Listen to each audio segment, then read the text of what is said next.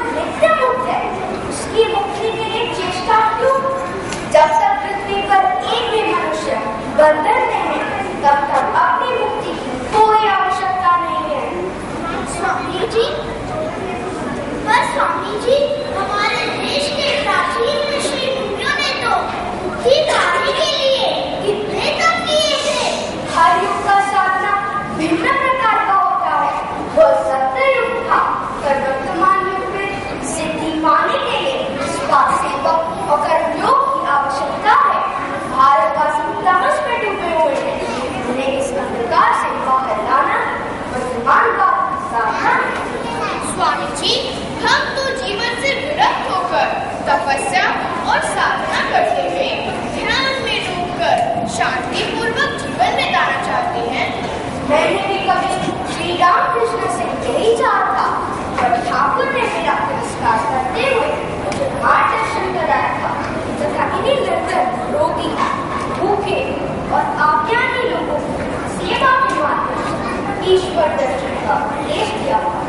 स्वामी जी, आप श्री रामकृष्ण के द्वारा उनके कार्य करने के लिए विशेष रूप से चुने गए हैं, अतः हम सभी आपकी आज्ञा श्रोधार्य करते हैं।